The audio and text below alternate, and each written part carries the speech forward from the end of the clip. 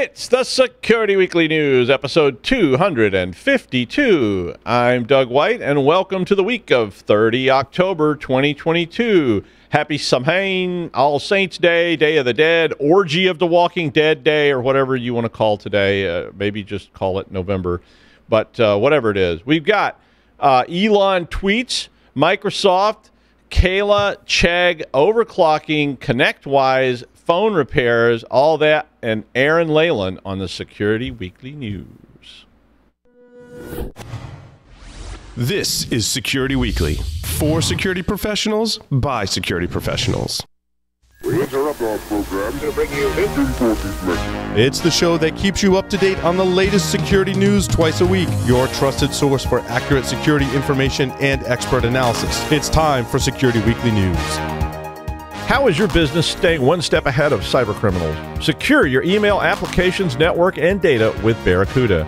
Protect your business and go from zero to security in no time flat. Whether your team is working in one location or many, Barracuda has solutions that are easy to buy, deploy, and use. Learn how Barracuda can protect your business against ransomware, phishing, and other cyber attacks. Visit securityweekly.com/Barracuda. That's securityweekly.com/Barracuda. Barracuda, your journey secured.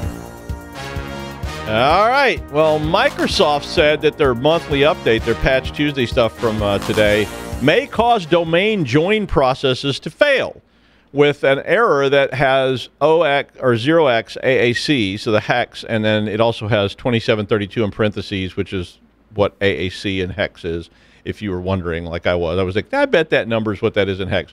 But apparently, some of the changes they introduced were trying to tackle a CVE that was an elevation of privilege vulnerability in Active Directory domain service, and it was going to allow people to get domain admin. So, you know, that's kind of bad. But the change that they put in meant that domain join operations are being prevented from reusing an existing computer account in the target domain. So if something gets kicked off and they try to reconnect it, or they try to connect a new one with an account that's already connected it, then it caused a problem. Now, Microsoft said this was intentional, and that errors like the OXAAC error were, quote, where an account with the same name exists in Active Directory, reusing the account was blocked by security policy. So I guess they did this, and they said that fixing the error basically caused this.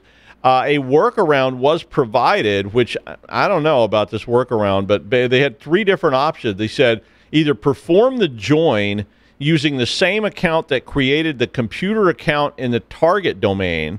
So I guess that means, I'm still not sure how that would work. Then one that really sounded bad was delete the account before attempting to rejoin, which, you know, your users are not going to appreciate that if you delete. Now, hopefully they don't have to rejoin anyway, but if they did get kicked off. Or rename the computer and join again using a different account. So, yeah, I was not happy about that, because like if I use one account to join things to the system, which is what I usually do, and now that account's logged out and I've got to create a unique account for every single, yeah, okay, hopefully you don't have a lot of computers to join.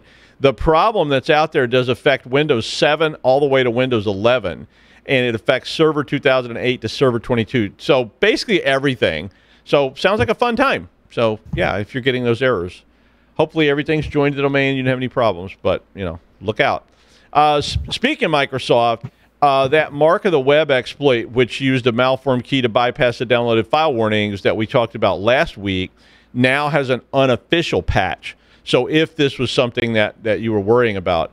The report centered on the original one. It was an active exploitation of this mark of the web feature, which was using JavaScript to install Magnabur ransomware. And of course, if you recall from last time, when you download a file, a flag gets set, which is called the mark of the web, which basically is detected when you try to execute a file or you try to open a file, and it tells you that. Plus, it also triggers certain things like there's restricted modes in Office and whatnot. I mean, I do kind of like the feature because it does remind me to think twice before I run that Star Trek.exe game that I downloaded from goodgamerwares.ru. But, I mean, maybe you are much more, fastidious. OPatch micro-patching service released that fix, and it's unofficial. And that's, of course, what OPatch is all about. And so basically they said you can use this patch to correct this until there is an official security update. And, of course, OPatch does require you to register, and it installs an agent on your machine and so forth. So I don't know if the cat juice is worth the cat squeeze, but, you know, I mean, if that concerns you, there is a sort of solution out there. Israeli cyber intel firm KELA published its Q3 2022 ransomware report and stated in a very dramatic headline that actually ended up not being that dramatic, but they stated that hackers are selling access to 576 corporate networks worldwide for a sales price of $4 million US. And I was like, okay, is anybody going to buy that? Now, you had to read the article to figure out what they were actually talking about, but you know, they immediately said in the article that this was similar to the last 2 quarters. So the headline's a little bit hyperbolic from that perspective, but then they went, I guess the real sort of meat of this was that in Q2, the total value of all the sales prices was $660,000 US. So that's a pretty big price hike. I mean, the price of coffee went up a lot, and so did Hot Pockets, but not quite that much. So there's a pretty big percentage increase in the total valuation of it. So I guess inflation's hitting everybody in that regard. But the sellers of all this information are called initial access brokers, and I'm sure you've read about this kind of stuff before. But they basically acquire access somehow, and then they sell people portals, you know, so that they can get in and launch their ransomware attack or exfiltrations or whatever it is they're trying to do. So you know, they might be in your network right now. Really scary, kids. You know, I mean, it is the day. It is whatever today is. Anybody get that reference? Really scary, kids? I don't know. It's pretty old. Anyway, you know, could have had some lightning flashes or something here in the studio to really bring that home, but it just didn't quite land, right? Anyway, if you read on the article, you find out that it's really about 110 sellers listing 576 initial access offerings with a total value of $4 million, not like you pay them $4 million and they give you all this different access. So I thought they were just selling like a whole pallet of access when I first read this, but then I sort of, you know, sorted through it. The average sales price of these things was $2,800. Now that starts to sound pretty scary to me because not that many people can cough up $4 million, but a lot of people can come up with $2,800 to target somebody. They said that they dropped a single listing out of the data set for that had $3 million as the price, and they did not say what that listing was for, but they called it an outlier and said they did not use it in their averages. The U.S. was the single most targeted country with 30.4% of all these things, and professional services was the most targeted sector with 13.4%. There's a lot of other stats in the article if you're interested in this report. So I really like this next story because it starts off saying, can gamers teach us anything about data center cooling? And implies, obviously, that they have some kind of answer to this. And, I mean, if you think about this yourself, or if you're a gamer, or if you know some gamers, or you've done consulting for gamers or whatever, you know, every time some gamer student ever came in my lab and said something like, do you think you could hook up the cooling unit from a mini refrigerator to the GPU block to try to keep it cool since I overclocked it with a truck battery, a capacitor I stole from an old Soviet submarine, and some owl grease? What do you think? And I mean, you know, I immediately knew that they were going to do well in the program because they were innovating like that. But, you know, I mean, certainly Lou and I went on we had like a 5-year overclocking mission to just see how much we could overclock stuff. We didn't play games or anything. We just wanted to overclock the hell out of stuff to see how fast we could get it and benchmark it. And, you know, and Lou was paying, so I was like, sure, that sounds fun. You know, and we had lots of smoke and burns and screaming and swearing and cats hiding in the attic for 3 days and all kinds of stuff like that after we did some of this stuff, you know, just so we could reduce the latency on the music machine a little bit. But my thought was, it seems like a good idea because gamers are always trying to do a lot with a little. I mean, that's why gamers started overclocking in the first place, right? Because they couldn't afford that brand new fancy machine, so they're trying to run whatever with this old machine. So Lenovo started pulling down closed-loop liquid cooling in their data. They're talking about closed-loop liquid cooling in their data centers. And I was like, wow, because fans take a lot of energy and HVAC takes a lot of energy, and liquid cooling works like crazy good in gaming rigs. I mean, I've been using that for years, even way back to when you had to actually fill the radiator with that goo and it leaked everywhere and it was a giant mess. I mean, my old MG, oh, Elon, can you get me an electric MGB? I would really call me. But, I mean, I will say Twitter was a good idea if you do that. Just send it over, and I'll say whatever you want me to say. But anyway, I mean, my old MGB had a smaller radiator than one of the ones I put in a gaming rig I was building for somebody that was unbelievable. And, you know, I used it in a password cracker and so forth. So, I mean, it seems like it would work, right? I mean, they're already saying that 300-watt CPUs are gonna be common and that 500-watt CPUs are on the way. So, you know, like me, you may be able to heat your house with your GPUs. I mean, I used to do that, really. I know it's not, you know, it's not environmentally correct, but it was like I had all these servers and, you know, my office was cold. I just fire them all up and we're good to go. You don't want to see my electric bill. I got notices about it. Well, Chegg is in hot water with the Federal Trade Commission. The FTC said the education tech company exposed students' and workers' personal information at least 4 times in different ways over the last 4 years. So the FTC issued them a warning letter. There you go. That'll teach them. They issued them a warning letter yesterday, and they ordered them to do a better job protecting data, encrypting sensitive information, using multi-factor, and there was this huge list of things they wanted them to do, and I was like, and most of it was like basic cyber hygiene stuff, and I was like, wow, that sounds bad. If you're not familiar, Chegg is a major provider of e-textbooks, homework help, exam prep. It's heavily used by high school and college students, according to the article. I don't know that, but one thing they do at Chegg is they collect a lot of personal data about their users. And, you know, so one additional item in this order was a new requirement that they provide a means to easily delete your personal data and that they limit front-end information collection on these people that are using Chegg. So hopefully they will follow the order. But their record's pretty poor. These breaches go all the way back to 2017, and a 2018 breach had a request from Chegg sent out to 40 million users, advising them to reset their passwords. But the company, you know, just chegged ahead, storing information in plain text and all that good stuff. So, you know, ConnectWise patched a critical remote code execution vulnerability in the ConnectWise Recover and R1 Soft server backup manager. A very widely used backup type service.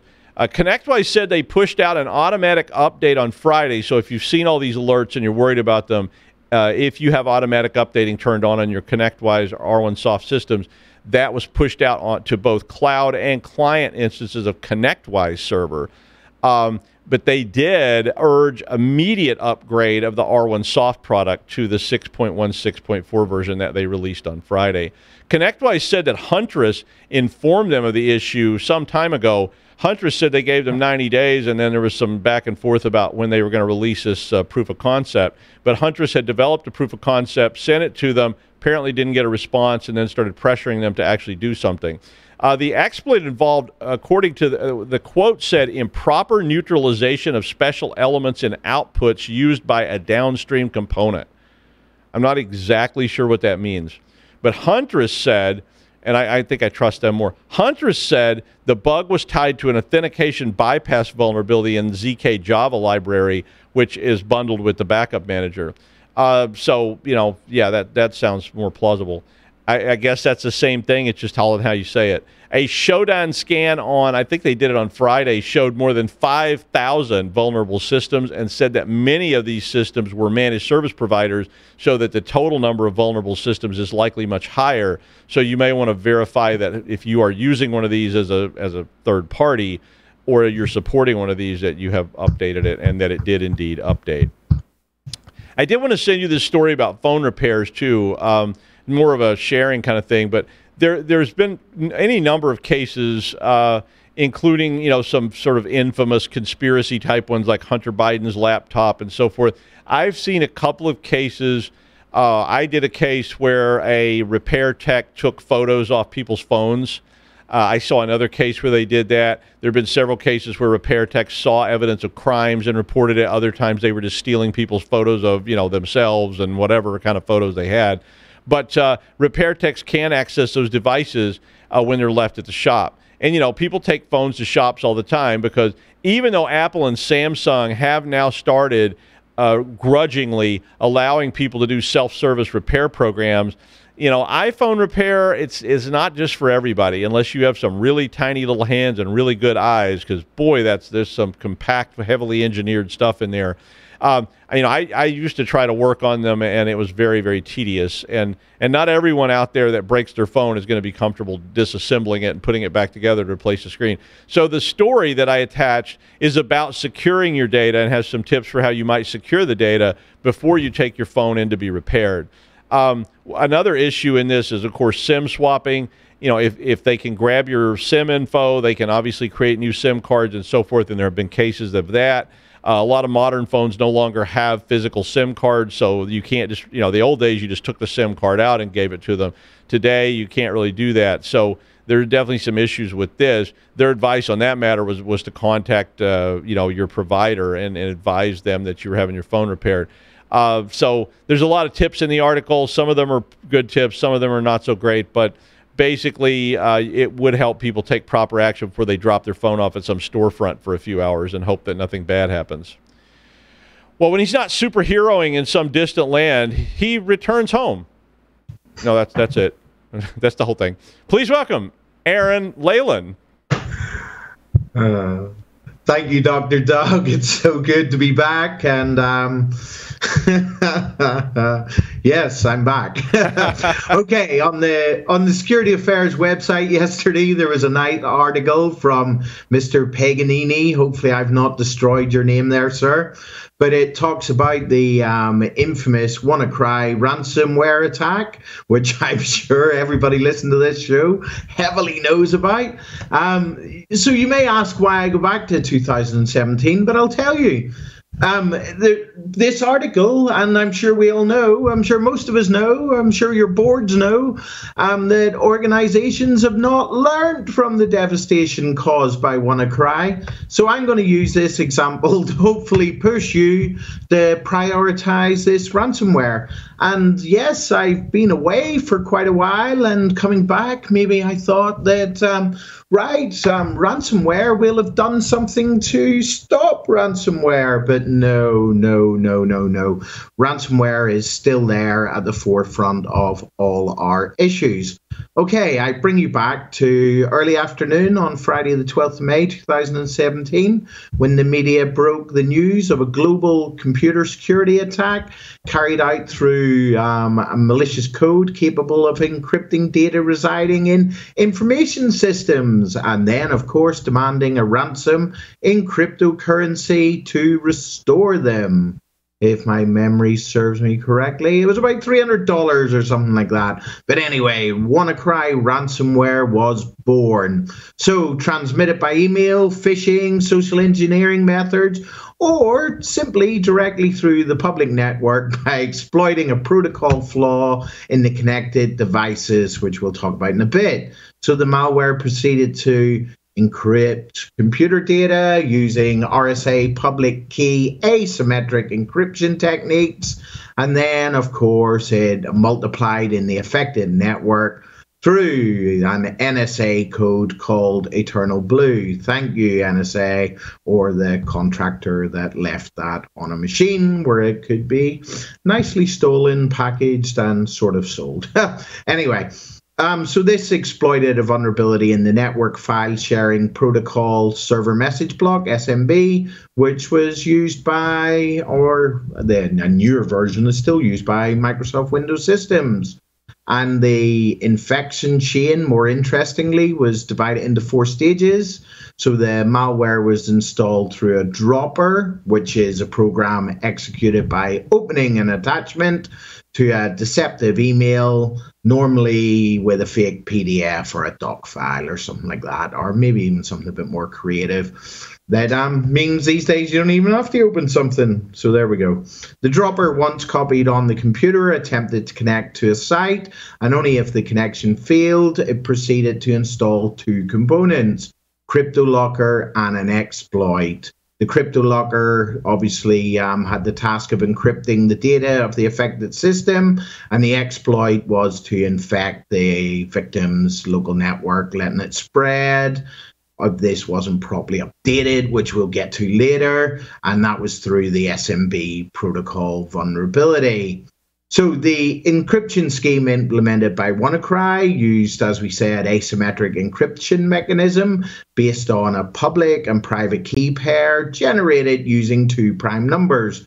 The public key was used to encrypt the data of the effective system, and then the private key was the bit that was the object of the blackmail, the bit that they try and sell you back so you can reverse it and unencrypt.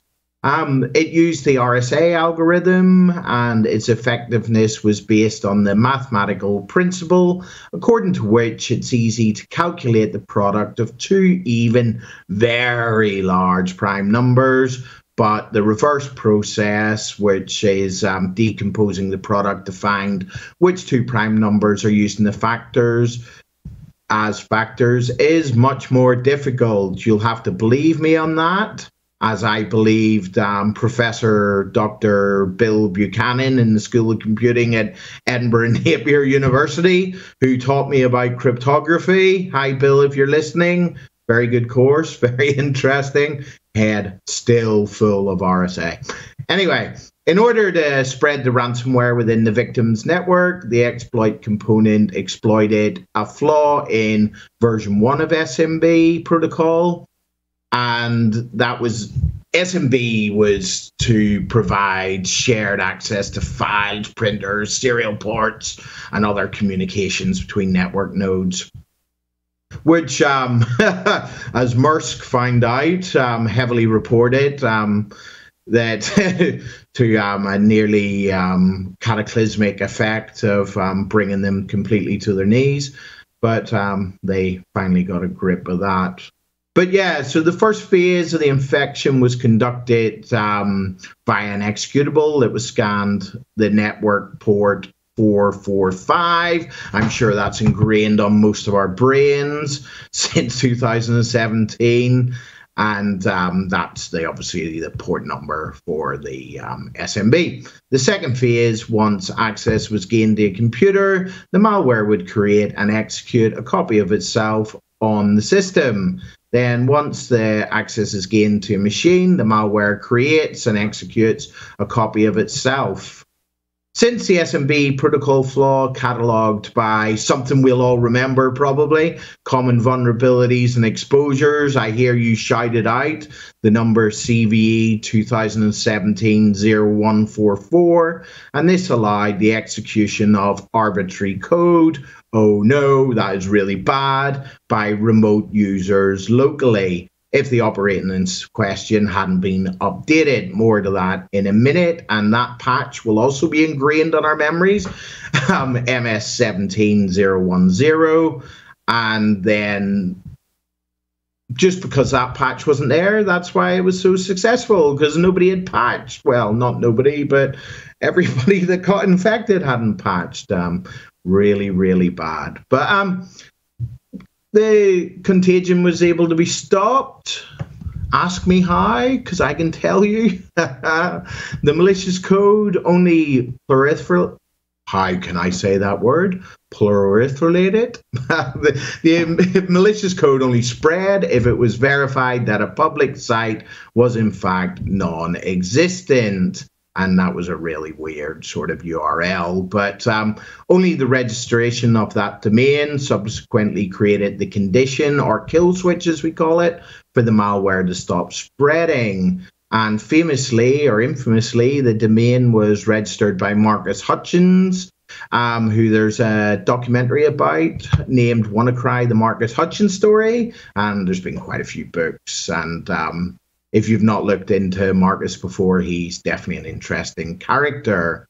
So the spread of this ransomware was considered by some to be the worst cyber attack in terms of contamination rate and scope, putting public offices and companies, especially very hard hit. Any podcast you listen to, any cyber news that you're sort of reading into, and the UK's own National Health Service, healthcare is getting smashed.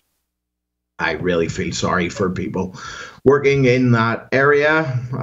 You're doing a good job. Keep it up. Keep up the good work. Anyway, so the moral of this story, why am I going back 5 years? What did we learn from it? Weirdly, in a newest twist to the story, not only may attackers try to encrypt your files, them pesky attackers now are also trying to exfiltrate your data to put more pressure on you to pay the ransom. So it's like, oh, we have encrypted your data and you can't have it, but now we also have it, and we might sell it to someone. So please pay that $300 in Bitcoin.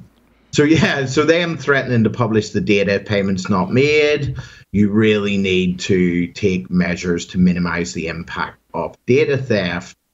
So in order to mitigate the risk of exposure to malware threats and improve security, it would be advisable at all levels, from top to bottom, to adopt a policy of precautionary behavior to ensure the periodic patching of computer systems, but above all, to share the information with the cyber community. So if you're getting hit, please tell everybody else about it so they can put practices in place with layered defense to make sure that it doesn't spread. But yeah, if you take one thing away from me today, that would be what I like to call, I can't remember where I heard the phrase, but I heard it way back early when I got into cybersecurity, is aggressive patching. So you should all have aggressive patching processes, which comes down through your policy right at the top, documents right down to implementation. And the second most important thing would be backups. Should I say third? Oh, well, just said so many times that you'll remember backups and backups. So obviously, to restore functionality without having to decrypt files and pay a possible ransom, it's always advisable to adequately safeguard backups, adopting backup strategies according to the 3-2-1 rule. And the 3-2-1 rule is keep at least 3 copies of company data in 2 different formats, with 1 copy offline and located off-site. It's important, so I'll say it again. And my computer nearly died there. That was going to be embarrassing. But yes, keep at least 3 copies of company data in 2 different formats, with 1 copy offline and located off-site. Offline and located off-site. I think you've got it now. Okay, the question I always get asked is, should I pay the ransom? Obviously, law enforcement doesn't encourage this, endorse it, or condone it. And if you do pay, they say there's no guarantee that you will get access to your data or the computer. Your computer will still be infected. You'll be paying criminal groups, and you're more likely to be targeted in the future. Sounds a bit like bullies. If you don't stand up to the bullies, the bullies do come back. So anyway, my last advice, as a cyber practitioner, obviously your main focus should be making sure that the business is effective in what it's set up to do. So I will leave you with a question that if you've not got adequate, spit my teeth back in, backup to your data, and the company will cease trading due to data loss, what will be the decision on paying the ransom? So I'd say, please don't put yourselves in that position.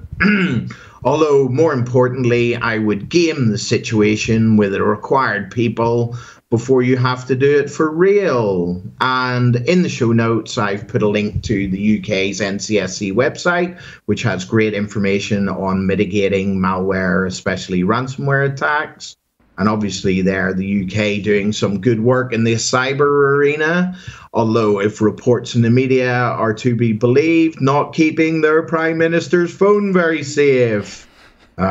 Pesky Russians. Okay, so UK PLC, just so you know, I'm free for some pro bono work if you'd like some top tips. And that's it from me today, and you're very lucky that you'll hear from me again on Friday, where I'll be handling the show on my own. And back to you, Dr. Doug, in the studio. All right. Thank you, Aaran Leyland from the sunny shores in the North Atlantic. And finally, Elon. Apparently, you don't remember me shouting at you that time on 27th Street when I was said, "Send me a Tesla X with a carbon fiber," and you nodded. I swear, you nodded. I saw it. You were nodding, and I was like, "Okay, contract." Anyway, well, Elon bought the whole bird, right? And so we know that. So let's let the circus begin. So first, fire all the management. Done. Got it. Free all the racist trolls. Done. Tweet out some misinformation conspiracy theories. Check. And get in a fight with Stephen King on a television program. Yeah, why not? So, I mean, but let's add some more to it. So we don't know what's going to happen next because there's just sort of a continual evolution with this Twitter stuff. I mean, personally, people are like, oh, Twitter's going to become a horrible hellscape. And I'm like, wait, become a horrible hell? Anyway, so this new one is they're going to charge for the little blue check verification. So Elon, when he was arguing with Stephen King about this, and Stephen King obviously doesn't want to lose his little blue check mark that says he's really Stephen King, Elon said, well, we got to pay the bills somehow, so he's proposing a fee for this blue check mark. So you can just pay and get one instead of having to actually be, I don't know exactly how you get one unless you're like famous enough that people notice you when you're in airports and things. But the rumors abound, and he was arguing with Stephen King about what the proper number was, and Stephen King was saying one thing. Anyway, the number $20 a month seemed to be the number that popped up. So now Big Daddy 69 can have a blue check mark. Finally, I guess the world will be fair at last. But anyway, it's a circus. It's a live tweeted circus, and it will likely to continue to be a circus for a while. I will be away on Friday, and the inestimable Aaran Leyland will be filling in, as he said. And so you should be there, too, because you never know what's going to come out of the islands in the North Atlantic. And that's the news. Thanks, Aaron, and I'll see you next week.